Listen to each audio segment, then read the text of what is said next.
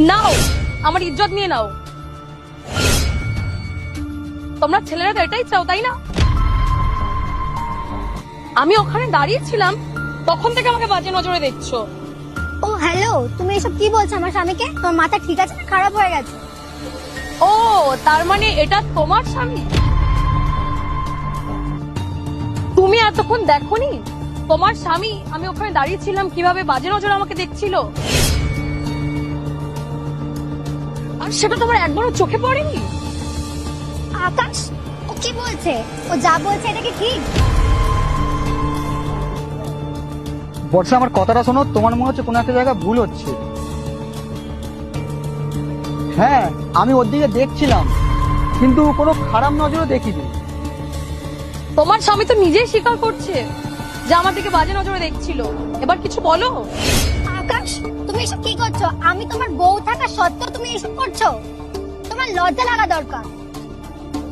না বর্ষা, আসলে ওনাকে খুব আমার চেনা চেনা লাগছিল। কোথায় যেন দেখেছি, আমি ঠিক মনে করতে পারছি না।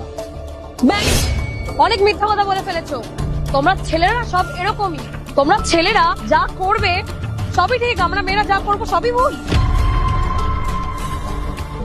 এখন যদি তোমার বউ তোমার ভুল ধরে, তাহলে তুমি তো দুটো চড় মেরে তাকে ঠিক করিয়ে দেবে, তাই না?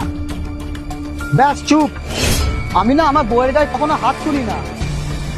আর হ্যাঁ, এবার মনে পড়েছে আমি ওনাকে কোথায় দেখেছিলাম। কোথায় রেখেছো তুমি ওকে? আজকে তোর কোন বাপ বাচ্চা আজকে দেখবো। হ্যাঁ, আজকে তোর কোন বাপ বাচ্চায়।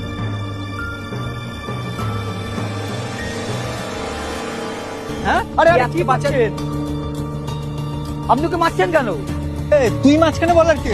চল ফোট এখান থেকে, বেশি বলতে আসিস না। এটা আমাদের হাজবেন্ড ওয়াইফের ম্যাটার, তুই মাঝখান দিয়ে কথা বলিস না। চল ফোট এখান থেকে।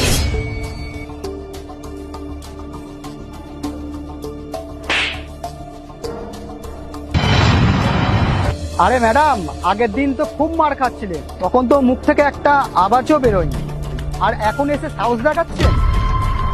আকাশ, ওটা সাহস না, ওর স্বামী যে ওকে মেরেছে ও তার ফার্স্ট্রেশনটা এখানে এসে দেখাচ্ছে। না দিদি, তুমি ভুল ভাবছো। আসলে পুরুষ জাতটাই হয় এরকম, তোমাকে বাইরে থেকে খুব ভালোবাসা দেখাবে, আর বাড়িতে গেলে যখন তোমাকে আসল রূপটা দেখাবে না, তখন তুমি বুঝতে পারবে। আমি জানি তোমার বড় তোমাকে বাড়িতে খুব মারে, তাই না দিদি? তুমি একবার বিশ্বাস করে বলতে পারো আমাকে, আমি কাউকে বলবো না। তোমার হাজবেন্ড খারাপ হলেও আমার